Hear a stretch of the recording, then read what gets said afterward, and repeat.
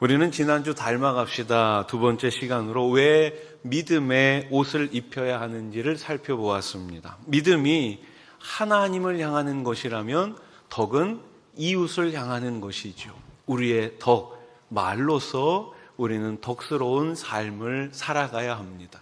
우리는 어떤 말을 해야 합니까? 두 가지 말이 있었죠. 첫 번째는 선한 말을 해야 합니다.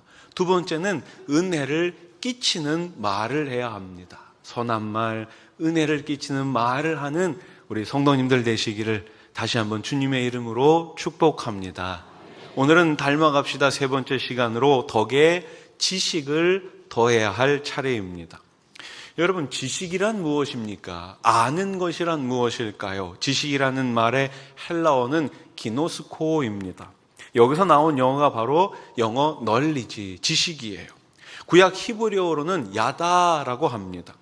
야다, 기노스코, 이 두 가지는 머리로 아는 수준의 그런 지식이 아니죠. 이 단어는 실제로 체험해서 알게 될 때 사용하는 단어입니다.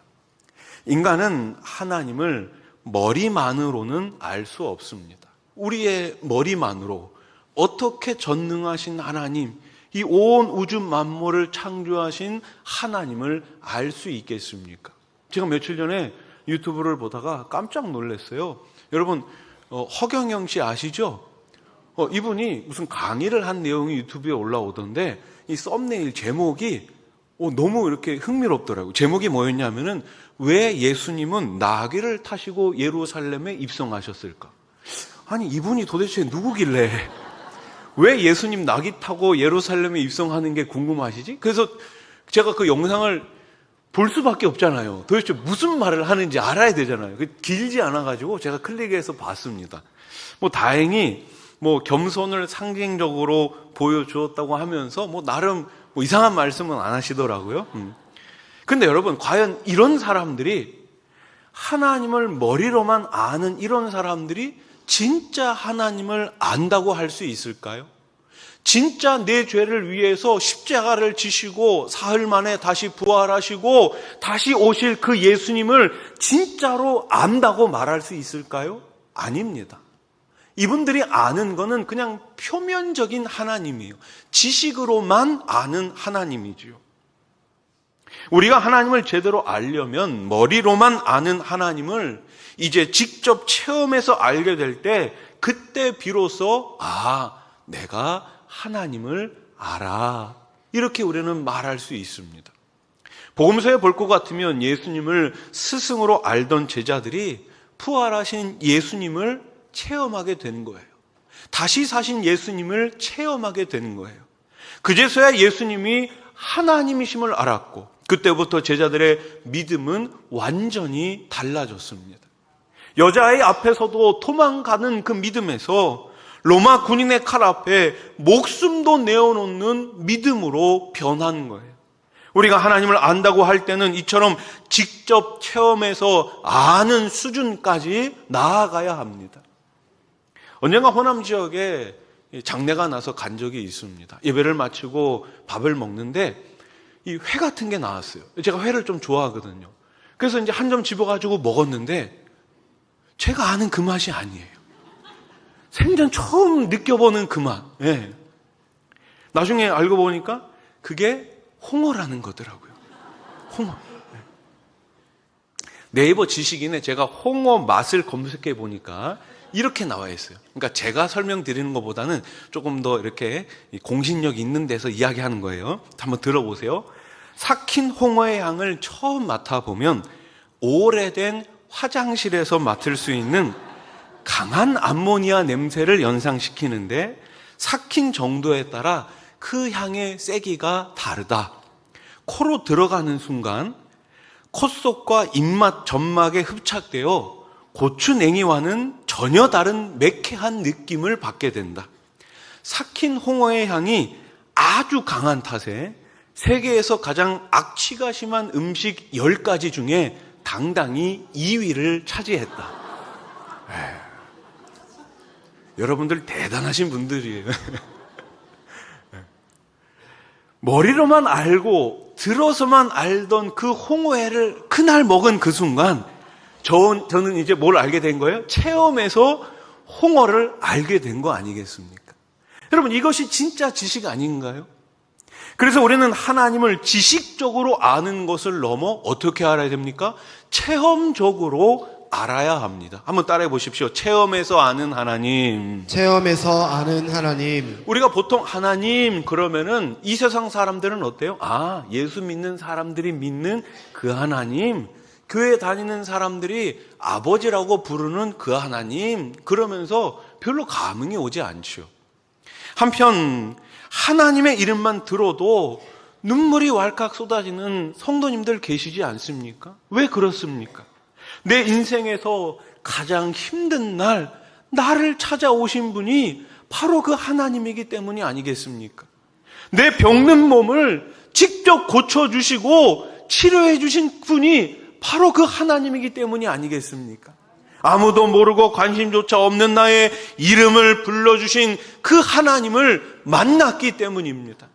하나님이라는 말 속에 내 모든 날에 함께 해주시고 나를 살려주신 하나님의 은혜가 다 들어있기 때문에 그분의 이름만 들어도 우리는 감격스러워지는 것이죠.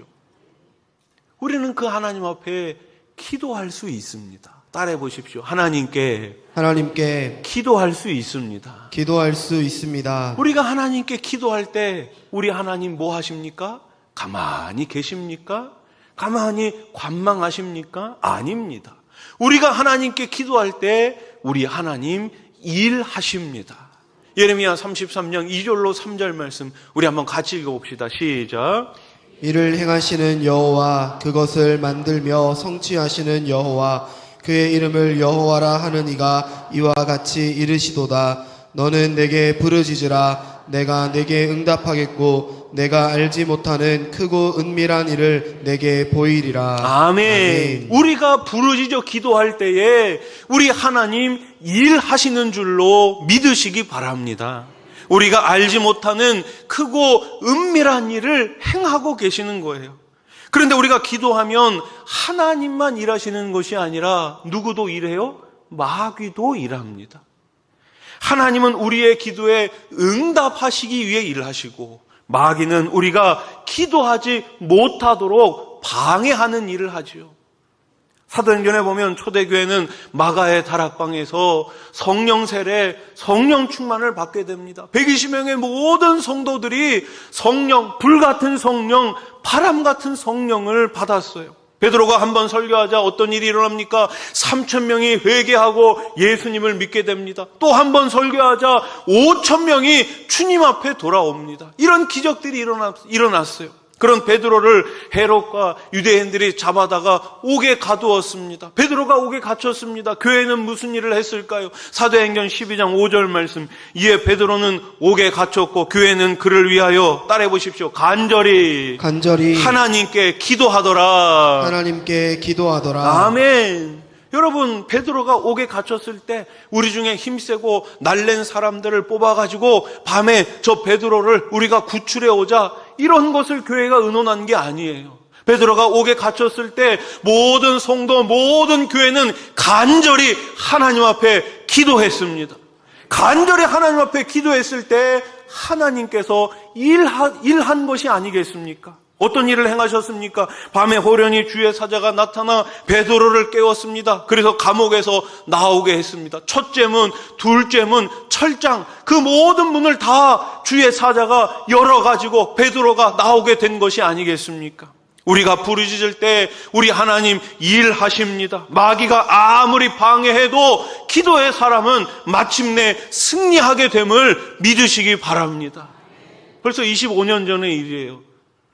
제가 섬기던 교회에서 특별 새벽 기도회를 가졌습니다. 40일 동안 했거든요. 예전에는 보통 한 번 하면 40일 하고 막 그랬단 말이에요. 근데 한 번도 40일을 개근한 적이 없었어요. 그래서 그때는 내가 이번만큼은 40일 좀 개근을 해야 되겠다. 근데 이게 사람의 마음이 내 마음 같지 않잖아요. 그래서 고민을 하다가 차량 운행을 하면 40일 개근할 수 있겠다.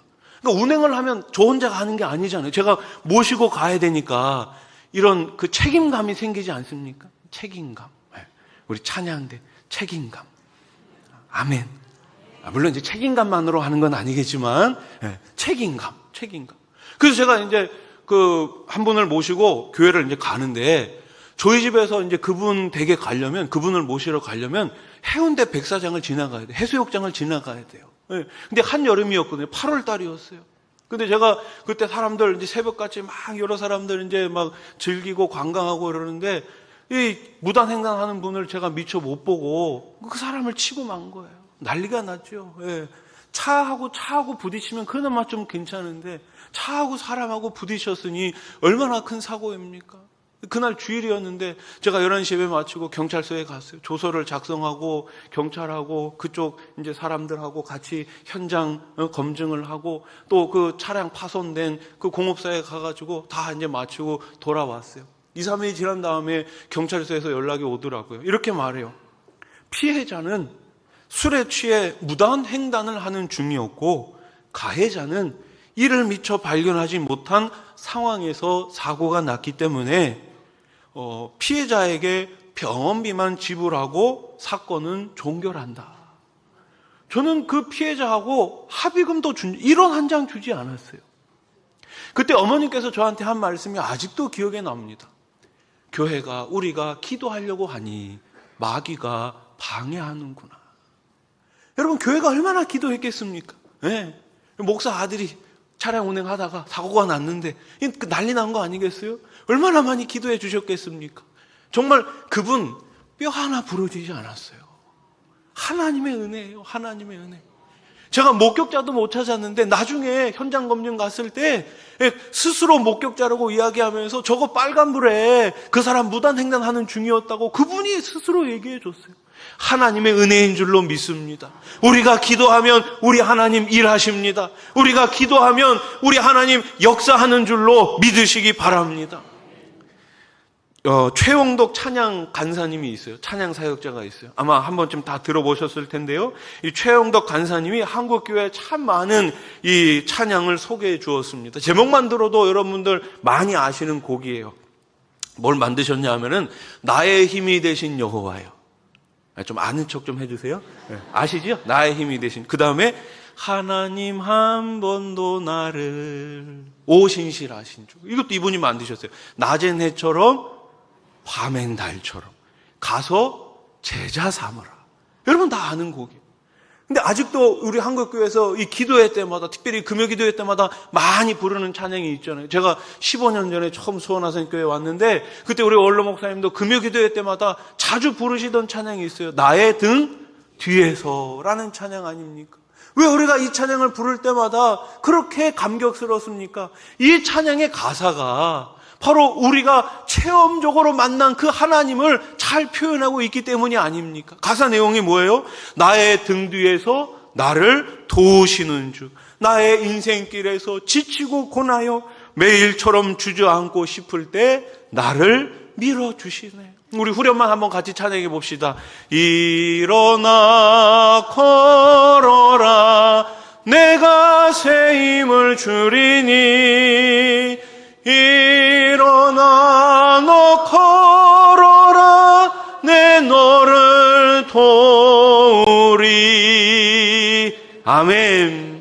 이 찬양의 가사처럼 하나님은 여전히 우리의 등 뒤에서 우리를 돕고 계십니다. 지치고 고나여 넘어지고 주저앉고 싶을 때도 여전히 힘을 내라고 밀어주시는 하나님이 살아계심을 믿으시기 바랍니다. 여러분이 체험하셨던 그 하나님, 여러분이 만나셨던 그 하나님을 우리만 체험하고 우리만 아는 것이 아니라 우리 자녀들에게, 우리 다음 세대에게, 우리 주일학교 아이들에게 알려줘야 되지 않겠습니까? 그들도 그 하나님을 만나야 되지 않겠습니까? 이번에 여름 성경학교 수련회가 다가오고 있어요. 이번에 우리 총회에서 만든 여름 성경학교 수련회 주제가 뭐냐 하면은 한번 따라해 보십시오. 최고의 코치 예수님. 제가 이 포스터를 보는데 이거구나. 여러분, 한 팀의 코치, 감독이 얼마나 중요합니까? 코치 한 사람으로 인해서, 그 감독 한 사람으로 인해서 그 팀이 바뀌는 거 아니겠습니까? 그러니까 팀이 못하니까 어떻게 해요? 감독을? 자르잖아요. 한화 이글스. 네. 죄송합니다. 예. 감독이 중요하니까 그렇게 유능한 감독을 모셔오려고 그렇게 애쓰는 거 아니겠습니까?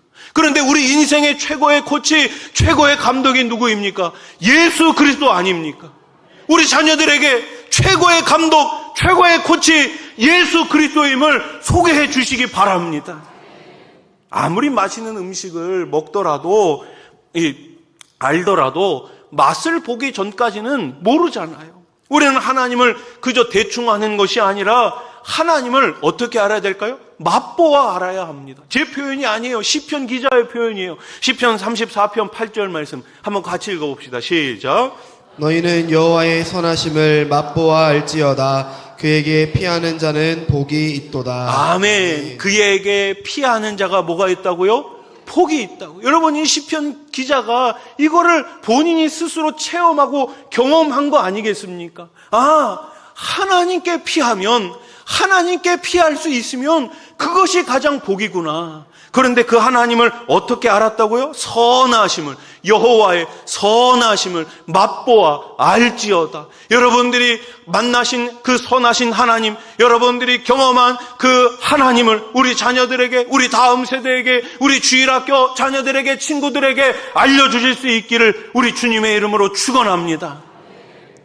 하나님을 체험해서 아는 것에서 멈춰서는 안 됩니다. 또 하나가 필요해요. 우리는 하나님을 배워서 알아가야 합니다. 따라해 보십시오. 배워서 아는 하나님. 배워서 아는 하나님. 묵은 땅에는 씨앗을 심을 수가 없어요. 여러분, 묵은 땅이란 무엇입니까? 오랫동안 방치되어 잡초가 무성하고 가시와 엉겅퀴가 우겨져 파종을 할 수 없는 땅 아닙니까? 그래서 묵은 땅은 어떻게 해야 됩니까? 기경을 해야 됩니다. 갈아 엎어야 하는 거예요.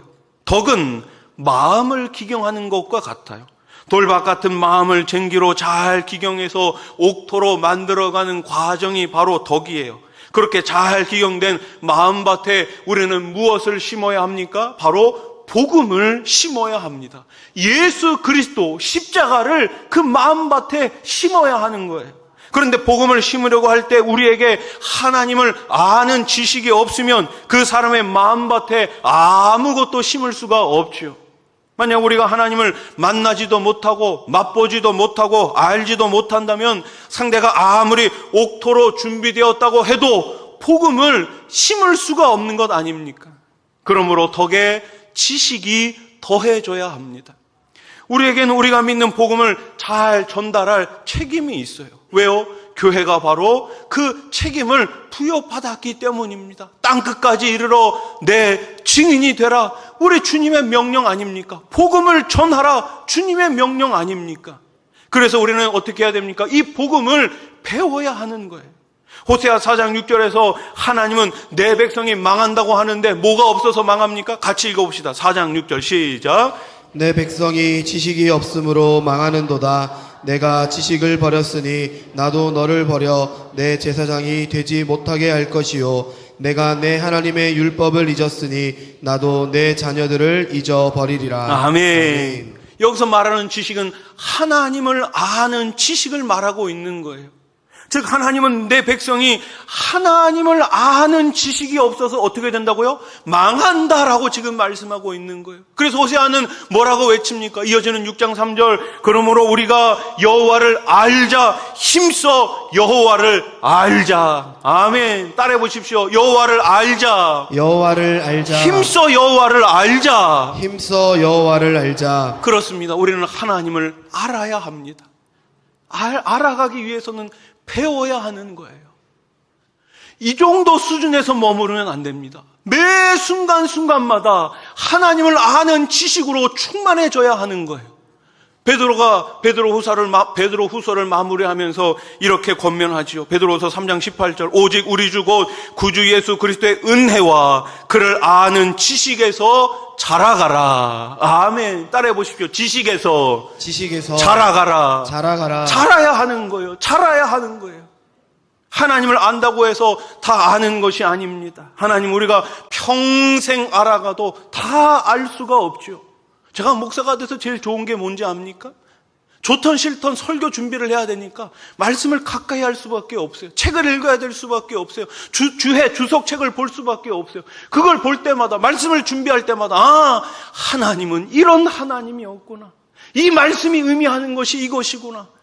그것을 제가 경험할 수 있어서 너무나 행복하고 기쁩니다. 여러분들은 무엇 때문에 기쁘십니까? 여러분들은 무엇 때문에 행복하십니까? 하나님을 알아감에 있어서 기뻐하실 수 있기를 소원합니다. 하나님을 아는 노력을 멈추면 안 돼요. 우리는 하나님을 아는 만큼 하나님을 경험할 수 있고, 하나님을 아는 만큼 우리는 하나님을 누릴 수가 있는 거예요.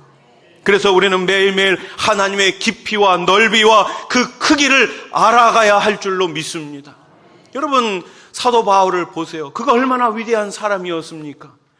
당대 최고의 기관에서 최고의 교수인 가말리아에게서 세상의 지식을 배웠던 바울, 그는 예수님을 만난 후 그가 지금까지 여겼던 모든 지식을 다 배설물로 여깁니다. 우리가 오늘 읽었던 빌립보서 3장 8절 말씀을 한 번 더 같이 읽어봅시다. 시작. 또한 모든 것을 해로 여김은 내 주 그리스도 예수를 아는 지식이 가장 고상하기 때문이라. 내가 그를 위하여 모든 것을 잃어버리고 배설물로 여김은 그리스도를 얻고. 아멘. 그리스도를 얻고 예수님을 만나보니 내가 지금까지 이 세상에서 배웠던 모든 것들이 다 쓸모없는 거예요. 다 배설물처럼 느껴지는 거예요. 만약 성경을 1000번을 읽고도 성경에서 예수 그리스도를 만나지 못한다면 그가 얻은 성경 지식은 배설물에 지나지 않습니다. 바울은 구약 성경에 통달한 사람이었어요. 그러나 다메섹 도상에서 예수님을 체험하여 만나기 전까지는 예수님을 알지 못했습니다. 그동안 수없이 읽은 구약 성경이 증거하고 있는 예수 그리스도를 발견하지 못했습니다. 그래서 바울은 지금 이렇게 고백하고 있는 거예요. 세상에서 가장 쓸모없는 지식은 예수 그리스도를 모르는 지식이요, 세상에서 가장 존귀한 지식은 예수 그리스도를 아는 지식이라. 여러분, 혹시 농구 선수 중에 이름 아는 선수 있으신가요? 우리나라 선수 말고. 네, 그 이름. 네. 미국 NBA에 마이클 조던이라는 선수가 있죠. 아마 한 번쯤 다 들어보셨을 텐데요. 마이클 조던은 농구 역사상 가장 위대한 선수로 평가를 받아요. 그래서 항상 그의 이름 앞에는 따라다니는 수식어가 있어요. 농구의 황제 마이클 조던. 마이클 조던은 항상 가장 일찍 코트에 나가 연습을 했다고 합니다. 훈련을 했어요. 하루는 상대방과 시합을 했는데 무려 40점 차로 이겼습니다. 40점 차. 농구에서 40점 차는요, 야구로 따지면 한 10대 0쯤 되고요, 축구로 따지면 한 5대 0쯤 됩니다. 완전 일방적인 경기였어요. 근데 그 경기에서 마이클 조던이 혼자서 40득점을 합니다. 그리고 그 다음날 가장 아침 일찍 조던은 코트장에 나가서 훈련을 합니다. 기자가 물었어요. 어제 그렇게 압도적으로 승리를 하고 많은 득점을 했는데도 어떻게 이렇게 제일 일찍 나와 연습을 합니까? 그 정도 이겼으면 하루 정도 늦게 나와도 되잖아요. 하루 정도 훈련을 좀 건너뛰어도 되잖아요. 그런데 제일 일찍 나와서 훈련하고 연습하는 그 조던에게 기자가 물은 거예요. 조던이 뭐라고 이야기합니까? 더 나아질 수 있는 걸 믿기 때문입니다. 최고의 경지에 이른 사람이 하는 말이에요. 더 나아질 수 있다는 걸 나는 믿습니다. 매일매일 말씀을 읽고 기도를 하는 이유가 무엇입니까? 오늘보다 내일 우리의 믿음이 자라고 신앙이 자라고 성품이 자랄 것을 우리가 믿기 때문에 오늘도 예배자의 자리에 나온 것이 아니겠습니까? 우리가 교사로 셀리더로 그리고 여러 자리에서 땀 흘려 봉사하고 헌신하는 이유가 무엇입니까? 우리의 자녀들이, 우리의 다음 세대가, 우리 수원아산 교회가 더 하나님을 알고 더 하나님을 닮아가기를 기대하기 때문이 아니겠습니까? 여러분, 코로나 이후에 한국교회 안에 이런 사상들이 많이 들어와요. 부흥은 끝났다. 부흥은 안 된다. 냉소주의, 비판주의, 패배주의가 한국교회 안에 너무나 가득한 거예요. 여러분, 이때 우리는 어떻게 해야 됩니까? 부흥이 안 됩니까? 아니요. 그건 인간의 생각이에요. 하나님의 손은 짧지 않습니다. 하나님의 손은 여전히 강력합니다. 우리가 못하는 건 그것을 믿지 못하는 거예요. 여러분, 우리가 그것을 믿기 위해서는 필요한 게 있습니다. 성령의 기름 부으심이에요. 성령이 아니고서는 이 일을 우리가 할 수가 없어요. 마가의 다락방에 임하였던 성령의 오순절 역사, 그때 누가가 인용한 요엘서 2장 28절 말씀이 무엇입니까? 너희 자녀들은 예언할 것이요 청년들은 환상을 보고 아비들은 꿈을 꾸리라. 여기서 말씀하고 있는 게 무엇입니까? 환상, 예언, 꿈, 이런 것들이 뭐예요? 하나님을 아는 지식이에요. 그래서 성령은 어떤 영입니까? 따라해 보십시오. 성령은 진리의 영입니다. 진리의 영입니다. 한 번 더, 성령은 자유의 영입니다. 자유의 영입니다. 그렇습니다. 성령님이 오시면 우리는 하나님을 하나님으로 알 수 있습니다. 성령님이 임재하시면 우리는 예수 그리스도를 예수 그리스도로 믿을 수 있는 거예요. 그래서 우리는 끊임없이 성령의 조명하심이 필요합니다. 모든 성경은 하나님의 감동, 성령의 영으로 기록되어 있습니다. 이 성경을 이해하기 위해서는 성령의 도움이 없이는 안 돼요.